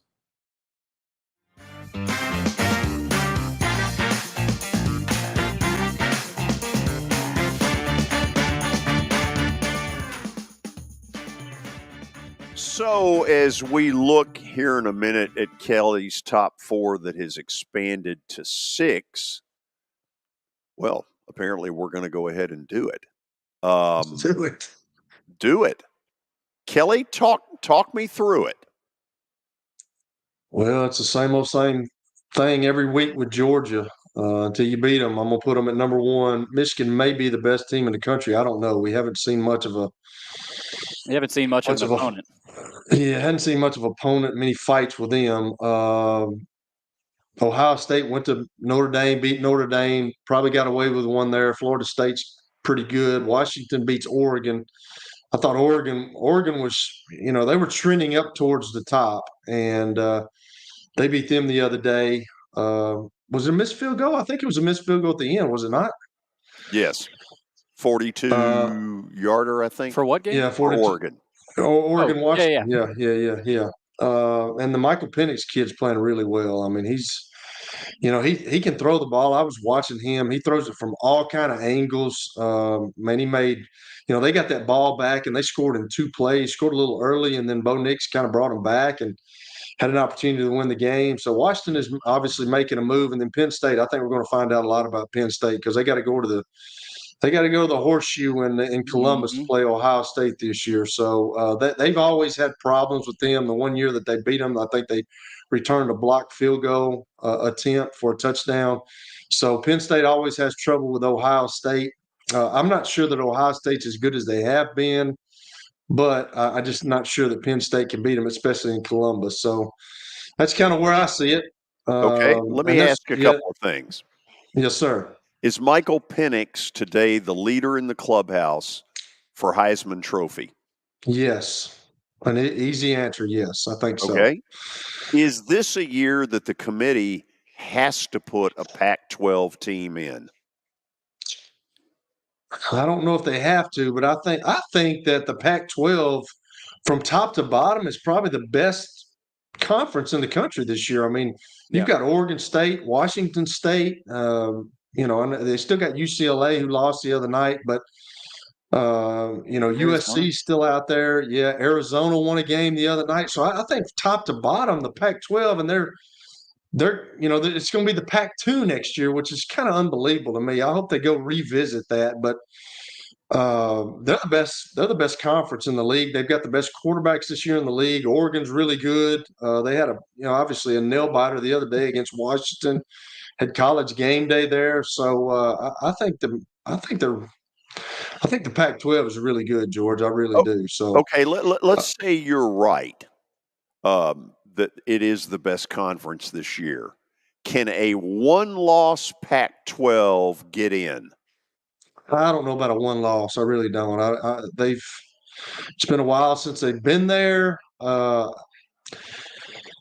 Maybe. I mean, if Oregon keeps winning, maybe. If Washington doesn't lose, I think they could be strongly considered. But all these teams that are in front of them haven't lost a game either. So, I think it'll be hard if those top 4 teams don't lose a game. I think it'll be hard for a Big 12 team or a Pac-12 team to get in there unless the committee just wants a Pac-12 team in there. I don't know. There may be some politics with that, trying to keep them together. I don't know if they even care about that. But, I don't think that if Georgia, Michigan, Ohio State, Florida State, if they don't lose, I think that's your top 4 right there. Well, and it's up to Washington right now in the Pac-12. I mean, USC's out of contention. Oregon is hanging on by a thread. Right. And if Washington loses one, there's an argument for them being out because they'll still have to play Pac-12 champion. And that top 4 is going to change because Michigan and Ohio State play at the end of the year. And Ohio State and Penn State play Saturday. Yes, play Saturday. I don't think Penn State. I don't know about y'all. I just don't think Penn State can beat Ohio State, especially in Columbus. I don't think that. But I mean, strange things have happened. I was thinking about that today because I knew we were going to talk about this. Like, I think the transfer portal has made college football kind of like the NFL. I mean, there's not really one just team that you say, hey, they're better than everybody else. They're not like Georgia of the last 2 years. Georgia's beatable, I think. Michigan has been beatable the last couple of years. Everybody's talked about that. Ohio State, for some reason, they just can't get by the SEC. Now, they probably will this year. I don't know. We'll see if they play Georgia or if they play somebody. But, it's just that, like, the parity in college football is kind of like the NFL now, where there's no really dominant team, but there's a bunch of teams that are there. And all 6 of these teams are undefeated right now. So, it's going to be interesting to see these next 5 weeks. What do y'all think about this? Is Florida State the only team or the closest team to being a lock right now to make it in? Because probably. I look at them, and that win against LSU is starting to look better and better. And Michigan, Ohio State are going to play each other. Washington, but the win over Clemson does not have the value that it normally but I mean, would. Florida State has the best chance to win out of these 6 teams. Sure looks that way. So, and if they do that, they're in. The case is the same for Georgia, but it's starting to look a little bit tougher for them. I'd like to see Florida State, North Carolina in the ACC title game. I am very impressed. And North Carolina, yeah. Here come the Tar Heels. If they win the ACC title before winning what out, happens there? They're in. I mean, so it's going to get really interesting. And then we'll all go to the national title game, courtesy of Watson. Okay, let's get – by the way, Terry McCormick's going to rejoin us in about 10 minutes with the very latest news on Ryan Tannehill's injury. So those of you who are watching live, you're going to want to stick around on that, even through my pathetic studs and duds. Here goes. Studs. Oh, Balls. yeah. Their defense was rock solid. Crazy. Man, did they hit. Do I think Max Johnson ended up in a whirlpool when they got back? I do. Woo. And they're that modern age defense, and they're physical, but they're not your typical Alabama, Georgia physical defense, but they've got fast, edge rushers man. that really get to you. And They I don't can want to run, be. and that's impressive. 54 rushing yards against Texas A&M. That's impressive. This was stud number one was Tennessee's defense. Washington, got to be up there.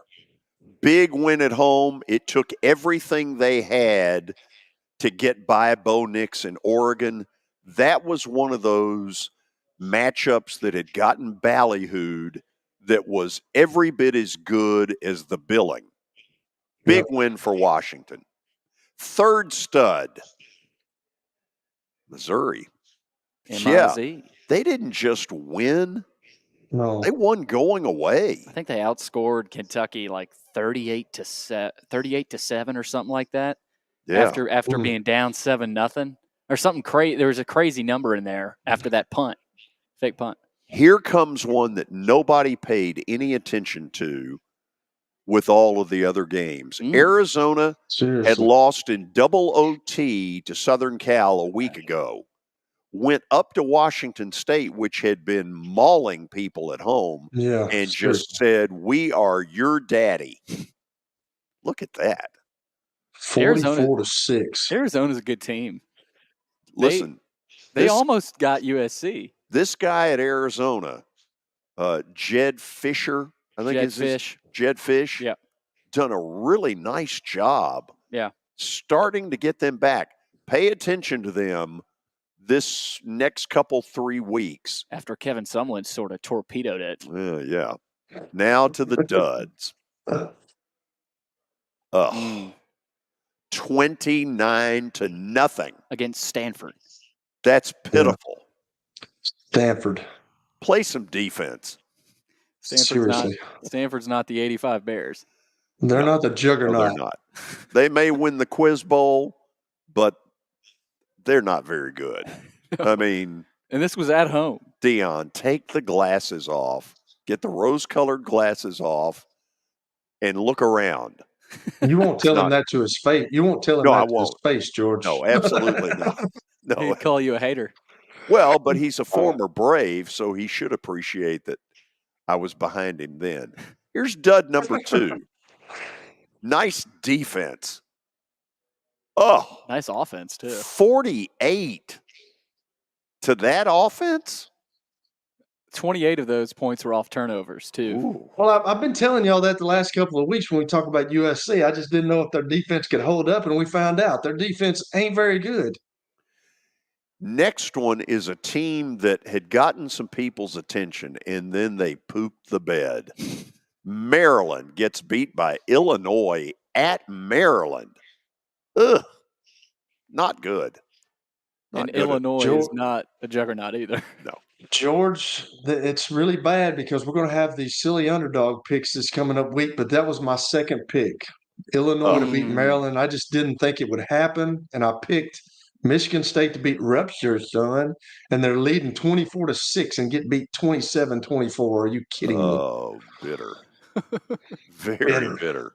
Memphis, same deal. Same deal. Up like 14 and don't close the deal. And I had them. With sections available. Yeah, there were sections. Here's the last one. Now, not many of you saw this. However, I woke up just in time to see this final play. Yeah. Kelly, the lesson to be learned is when you knock it down, tear a hole in the turf. Well, I guarantee you, too, if you were watching the game, George, I guarantee you that Boise State rushed 3 guys. Yep. I guarantee you they rushed 3 guys. Like, why? Anytime you allow – I don't understand defensive coordinators, and I've said this because I'm bitter on this, really bad bitter because I've been beat like this. But, why do you allow the quarterback to move around and even get the ball up in the air? If he's on his back, he can't make the throw. Once the ball leaves his hand, it's 50-50. Why do you not rush him and put him on his back and not let him throw the ball? I don't get it. The Boise State defender attempted to knock the ball down. He didn't knock it down enough. Exactly. Yeah. Exactly. And that's where you get it on the tip. You're not going you're not going to catch it in the air really ever. No, Colorado State had a nice idea though. They basically had one man in front right near the goal line, and he was the one that caught it and then basically walked in front of 30 people. Those who had Boise State probably threw up. But did you see the crowd that was left? I would call it friends and family. I don't know how late it was. Friends and family section. That was bad. We'll go to the break. When we come back, I'm going to give you 2 wins. I just am. So no Terry after? Oh, Terry. Well, it depends. You're getting that confident? You're getting that confident, George? You're that confident in it? I had a good weekend, and we're going to talk about it next. Family owned and operated for more than 2 decades, Alaco Fine Wood Floors is Nashville and Middle Tennessee's choice for premium quality hardwood floors.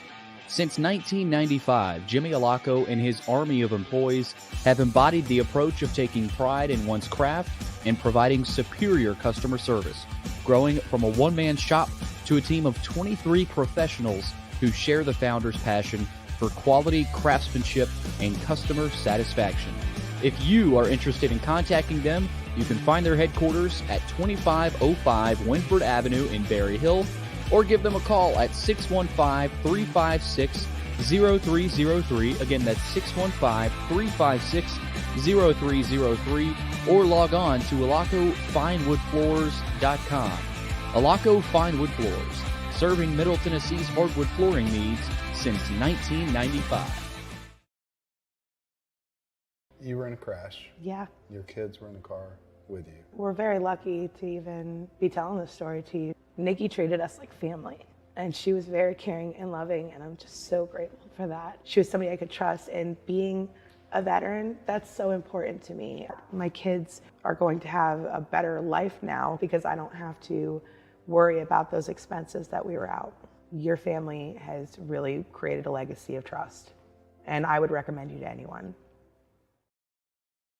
Over the years, more men have started to seek help for hormone deficiencies and imbalances, and Dr. Jeffrey Lodge and wife Daphne, along with their experienced staff, give men the treatment required to improve their quality of life, improve your immune system, energy level, cognitive function, and more.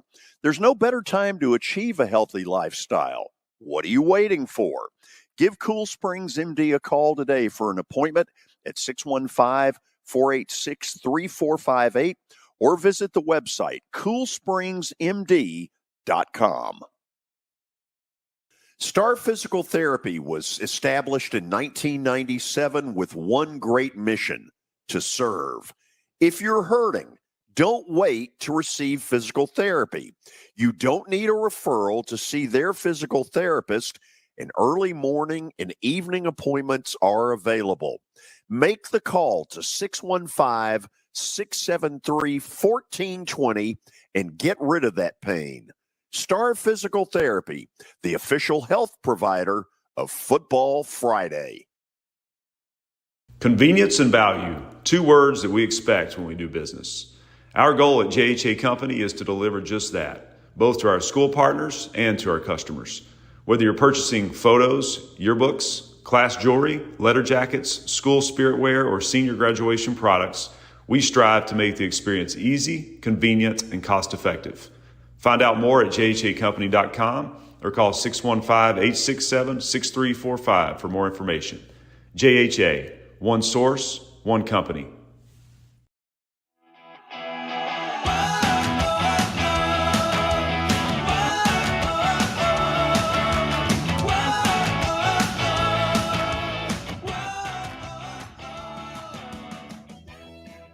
Okay, we have a cameo appearance from Terry McCormick, Main Street Media, with the very latest on Ryan Tannehill's injury situation. Terry, I appreciate you're doing this. I don't like the cap. In fact, I hate the cap. Hey, it's cold out here. I got to have something to keep my head warm. Okay. Tell me what you've learned. Okay, well, Ryan Tannehill, Mike Vrabel said that his ankle injury is very similar to what it was the first time he hurt it last year. So I think that means that they're going to try and rehab him and get him back as quickly as they can, but certainly no guarantees that he's going to be available coming out of the bye. So that means they're going to spend a lot of this bye week getting Will Levis and Malik Willis reps with the first team offense and getting those guys up to speed and seeing which one of them going forward might be the starter. Let's start with Tannehill. Is it now virtually impossible that he would start against the Falcons? Well, it certainly doesn't sound good. They said they're going to be working with him every day to try and get him as ready as he can go, get him as healthy as he can be. But even with the bye week, it would seem to be would take some fast healing, let's say, to get him back out there for that ball game, George. Okay, so Terry, let me try it this way. Are we now in open practice competition to see who starts October 29th against Atlanta? Well, very well could be. But I got to think that they have some idea in terms of who they would want to put out there and give a full week of preparation to get them ready to go against the Falcons. I got to feel like that they've got to feel like Willis or Levis, one of those guys is further along than the other, or one of those guys would give them the best chance to win. It's interesting. He said that Levis has had some good practices, but he said he's been hesitant to, was hesitant to put him back in there in game action or anything like that, kind of throwing him into the fray, in a situation where he'd have to come in off the bench cold, that sort of thing. So that leads me to think that with a full week, they want him to play on a full week of preparation to give him his best opportunity to succeed was what it sounded like to me. So, Terry, I asked Watson and Kelly both to interpret the signal that gets sent to whichever quarterback starts and whichever of these young guys doesn't start. What's the message that would be sent to Will Levis if he's not the starter? I think the message would be, you're not ready, keep working. Would have to be the message that they're sending to him if he doesn't get this start coming out of this game, if Ryan Tannehill can't go. I think that's exactly the message that would be sent, that he's not, they don't feel like he's ready, that they don't feel like he's progressed enough, and that they obviously would have to feel like Malik Willis gave him a better chance to win. Yeah. Okay, so you're out there every day. Obviously, missing the 2 preseason games was enormous for Will Levis. You see limited stuff in all of this because that's all you're allowed to see. Is this a lack of accuracy? Is this what is it? Because if he's not it, what did you draft him for? Good point. I think I don't think it's a lack of accuracy or anything like that on his part. I think it's more of a lack of experience, a lack of reps in practice other than scout team practices and reps and things like that, which you can't always go by because that play is designed for the other team and for your defense as opposed to being something that you yourself would run. So I mean, Vrabel said that, that when they run scout team offense, they try to have the quarterback put it in the Titans terminology and try to go with the football where they think it's open. But there's only so much that can bring, and it's no substitute for game reps. And in my way of thinking, if you're not going to get him game reps now, when are you? So if you do go with Levis, is the signal to Malik Willis, look, your time has sort of come and gone? Well, I guess it could be interpreted that way, but I think, they appreciate that Malik Willis has worked hard and that he is improving and that he has gotten better. But I think that, given what he came from at Liberty, where they didn't run any measure of what might pretend to be a pro style offense, he's starting from way further behind in some ways, more so than Levis is, because Levis came from a pro system. So what Malik Willis is learning, the game experience that he has been good for him, but he's still got to refine his game as a quarterback if he wants to succeed in the NFL, and that can only happen too with game reps. Terry, really appreciate your doing this. The cameo appearance, I'm not sure about the hat. We'll work on that. Maybe we'll get you an NA. Not available. Talk to you soon. See ya. Terry McCormick, Main Street Media, joining us. Kelly, real quickly, any thoughts on what you heard? I don't think there was anything in that announcement that was shocking.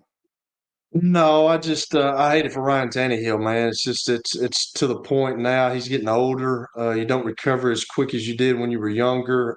Seems like the same ankle, obviously, and the same thing that's going on. So he could miss some time. He might have to have surgery. I don't know. So these young guys are going to have to get ready to play, and I think you've seen enough from Malik Willis, but I think you make it an open competition this week and next week, and then maybe this week and then next week you got a game plan. But this week you've got to figure out what you're going to do. And I'm like Terry, like if Will's not ready, then you got to say, hey, you're just not ready to go, and we're not going to put you out there right now. We're going to let Malik do it, and then you're going to back up, and then if you have to go in, you got to go in. But they're going to find out some. They're going to find out some answers to some questions this week. That's for sure.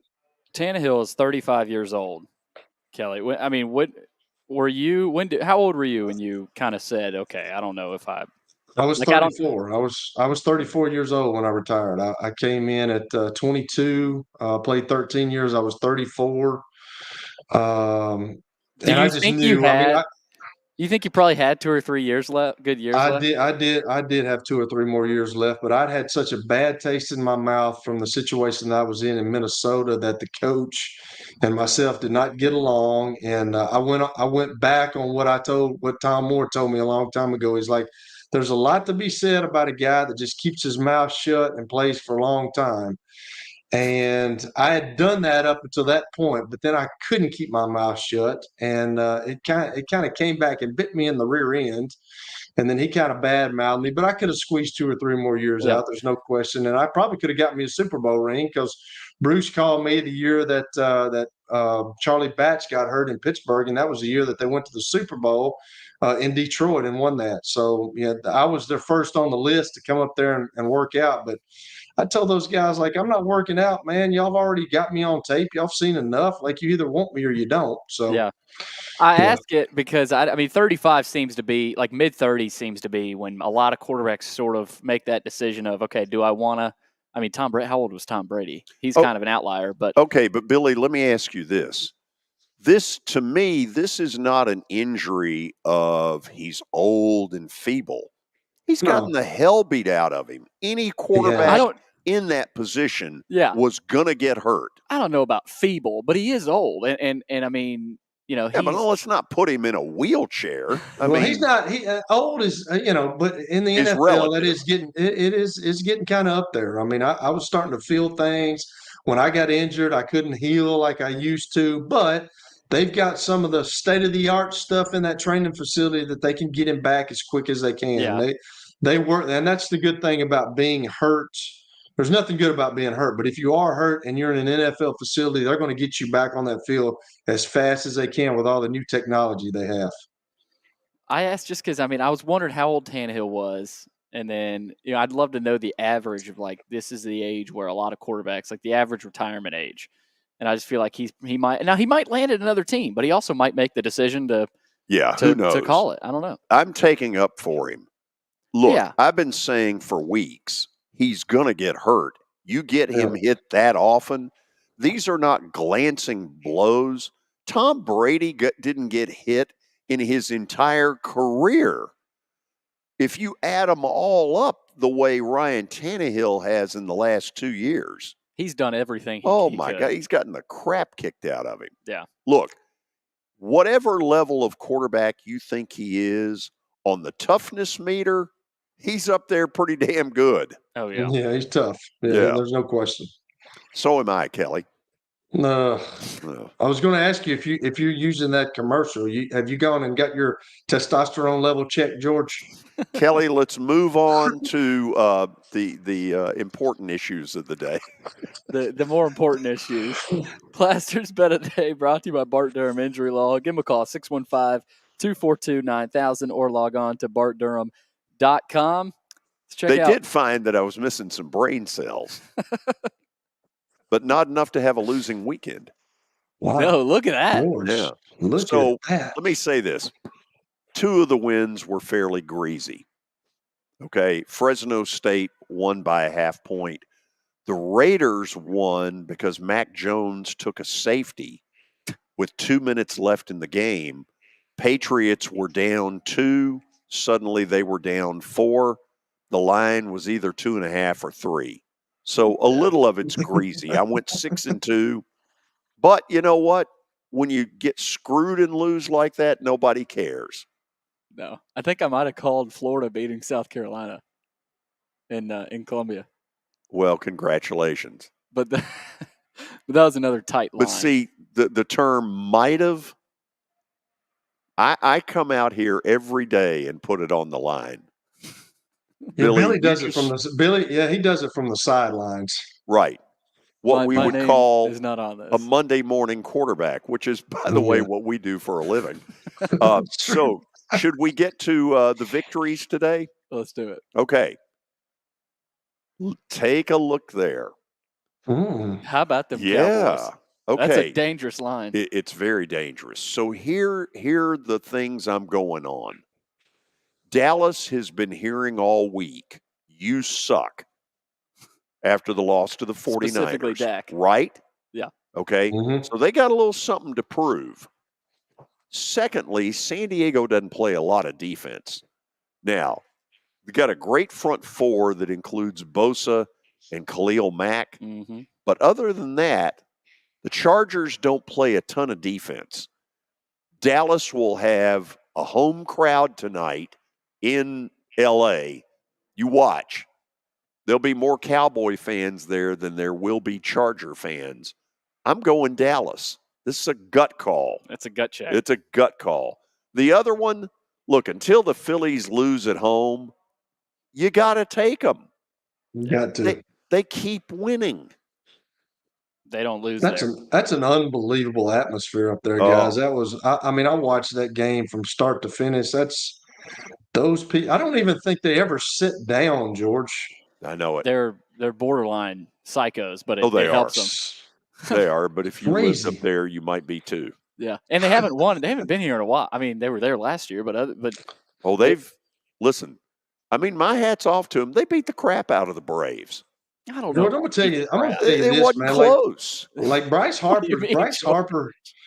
Bryce Harper's good, man, but that shortstop can smash the baseball. And so can Trey that Turner's kid. really good. Castellanos too.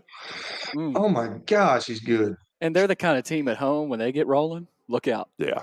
They ripped into my team. They just did. I mean, I hate to say it. It sucks. They look like the more mentally tough team, George. Like I hate to say do, that about and you that's guys, but part of what bothers me. The Braves just sort of shied away. Yeah. It didn't really feel like they shied away from contact. Yeah, kind of like you did back in the fourth grade. I don't gray want Y. anymore. But by fifth grade, Mommy, I don't want to play football anymore. A guy hit me really hard, and I don't want to do it. Let me say this: that did play out. But I never went to mom with it. I just went to the coach and said, I don't want to get hit. I'm out. Hey, I'm not doing this, man. Can you let me be a punter or a kicker or I'm something? going to be a broadcaster. And he said, get the hell out of here. Talk about everybody else getting trucked. Kelly, yeah, exactly. Kelly, it was great having you on today. I'm sure it was. Yeah. Hey, what year was that Titan shirt there, big dog? It's been a while ago. Thank you. The inaugural season. Thank you. And your free stuff looks good as well. It wasn't free. I had to buy it. I doubt it. You probably got a player discount. That is Troy, isn't it? It is. And I didn't get a player discount. Well, you should have. Don't be a hater, George. It's not that attractive. That doesn't even look red anymore. What color is that? What color Sort is of that? a peach Melba. We're out of here. See you tomorrow. See y'all.